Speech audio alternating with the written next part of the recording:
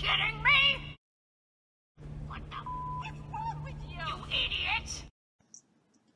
Alright, in this segment, if you're deciding to make the choice to work with hell, well, for one, okay.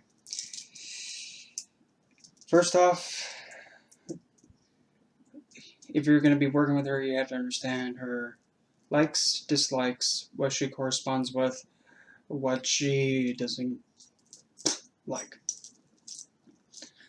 First thing that she appreciates is if you are considerate. If you keep her in mind, if you're just considerate of any being you work with, any passed on member, or if you're taking someone else's state of being into consideration.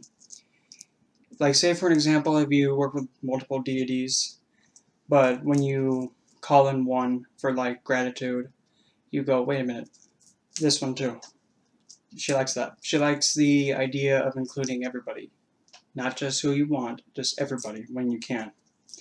Because she's a being who accepts everybody. She doesn't turn people away. She tells them how it is, but she looks at everybody the exact same. If she calls someone stupid, she'll call anybody else stupid. If she calls someone improved, like mentally, she'll give that recognition to anybody. There's a difference between pushing someone away for whatever reason, and then understanding that I'm gonna have to help this one, because she doesn't have to like anybody. She doesn't. There's a lot of people she doesn't like. There's a lot that she doesn't give about, but she still takes on the responsibility. There's a difference. You don't have to like responsibility, but you have to withhold it and uphold it. There's a difference. There's a complete difference. Doing something because you care about somebody, and then doing it because you swore an oath to do it. There's a fine line of difference there, if you're smart enough to see it. Regarding other deities, she doesn't care. Because she's more focused on the person that's working with her first, rather than interacting with any of the other deities. If she was to say say if you're working with her and then Aphrodite, hell's not even going to even care. Aphrodite might be all, girl, you okay? She won't even respond. She'll just be all, what? Yeah, I know. You dressed kind of little. Okay. What, you want me to flinch or something? That's how, yeah, she's not really too involved with anybody else, because she's more focused on you, the worker, or whoever you are going towards her. Because she wants you at your best, and to fulfill your best. She doesn't care about any other agenda, because she's one who devoted to mankind for that reason. However, though, if there's any kind of situation where you're in danger, let me just say from experience, she is one of the most ruthless ones that protects you. She's ruthless. I've had a meditative state where I was approaching another deity that was also a death deity. I was going at it very easily, gently, being hospitable, friendly, considerate, and respectful. But this being came towards me in a harsh, negative, demanding, and pretty much was just rude. She came out of nowhere and said, you're going to be a little bit more, not much of a, and be respectful and kind to him. He's doing it, and you're going to do it too. Otherwise, yeah, she is that protective. If you get that close with her, she will protect you. And if anyone is to send like an ancestral being towards you, or anything that's passed on, if they send their ancestors after you, she'll just... Remember in the last segment that I said she has supreme rule of the dead. they send their ancestors after you, she just goes, out. And they have to abide because she has that title and status and authority. Doesn't matter who it is. Just tell them, get. When it comes to, say, like, the best way I can put it is to put her, like if there was like a what's that called? Like faction or like good, evil, whatever like that. She would be the closest you can get to true neutral. She doesn't care.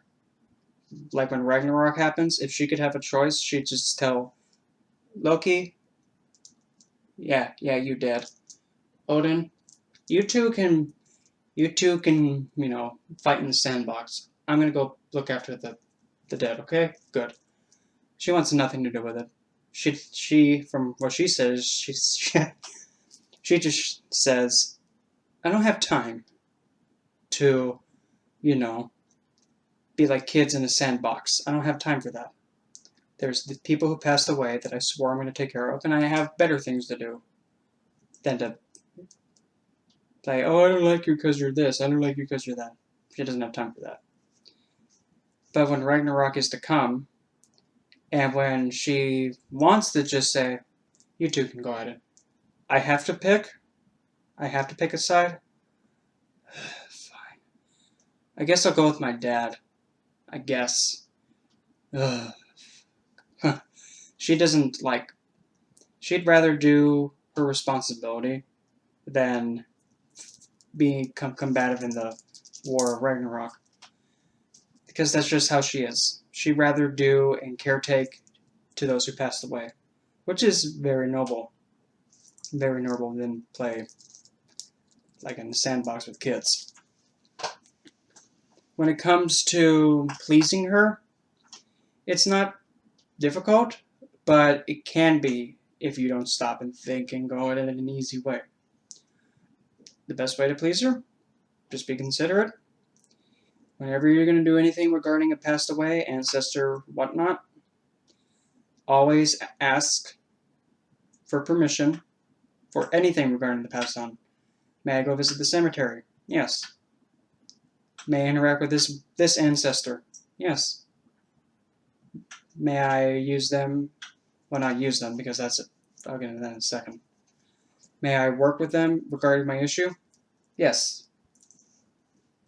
And if you do that every single time, she will not say no, because you respect her boundary and you're being considerate. That is the number one thing to make her the most satisfied. Next to you doing the very best you can do as much as you can. She also adores it when you spend time with someone who's in hospice care, passing away, or even caretaking to somebody who has an emotional, mental, or psychological disorder. In fact, those are the ones she likes the most, and those are the ones she chooses and goes to the most. Because nobody wants them. Because most people do not understand how it is to caretake or go towards them. Because they just push them out. They don't know what to do, so they don't want them. She goes to them the hardest. She wants those that nobody wants. Because she knows how it is to not be wanted. She doesn't want that to happen to anybody else. Because it hurts a lot. And even if you don't like doing it, oh well. If you're going to work with her, when you encounter someone like that, you don't have to like it. In fact, she pushes you to actually go towards those people. Because she's trying to instill in you that, hey, you know what? There are people in this world that nobody wants, nobody likes, and nobody wants to deal with. If you're going to be working with me, you have to understand this. I'm going to bring you people that need that comfort. And I don't care if you want to do it or not. This is a responsibility and an expectation that you are going to do. That's it. And truthfully, in my experience, it's one of the most rewarding things you can, for me, I've ever done. And it means a lot more than words can say to go towards someone who has nobody and is having an impairment or a disorder going on, and you just being there. You don't even have to say anything, but just be there for them. If they just keep talking and it makes no sense, just listen. It makes a huge difference, and I can guarantee you this: if you're willing to put in the effort and listen and be of service to those who can't really help themselves, that is going to make her ecstatic, and she doesn't get ecstatic much. If anything, she's just, wow, and I thought you were stupid all along. But she also likes it whenever you see an animal carcass who's passed, she's wishing like a short little prayer that they pass on easy and rest easy. Something that little impresses her. But the biggest thing of all is to ensure that you're doing your best. Always ensure you're doing your best. You know, and she knows. And if you're not doing your best, she will come after you and say, "What's this? Oh, what? No, you're not fooling me."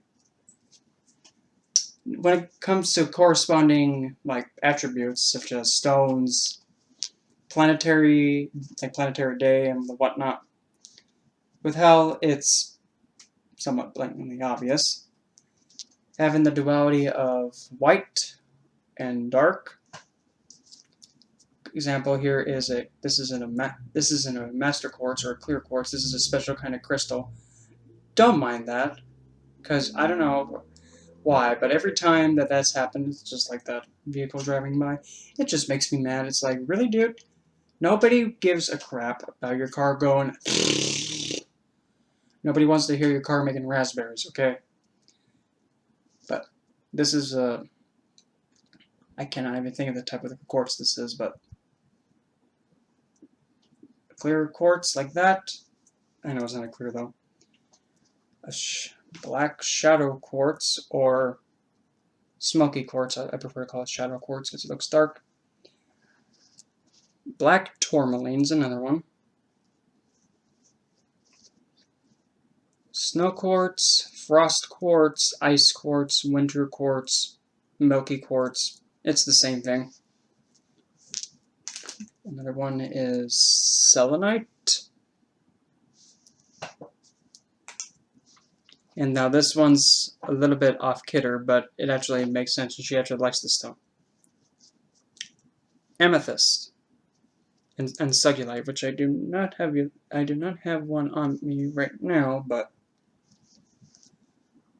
with amethyst and sugilite, or any kind of purple stone for that matter, pretty much in the underworld, there were instances of when the noble people who were down there, they wore the color purple. And the color purple is a Saturn color, which represents authority, power, kingship, queenship, royalty, and psychic and intuitive strength. And they were dressed in purple. Purple robes for that royalty expression. She also likes anything that has, well, obviously, this one's a no-brainer, anything that has a skull on it, bone-shaped.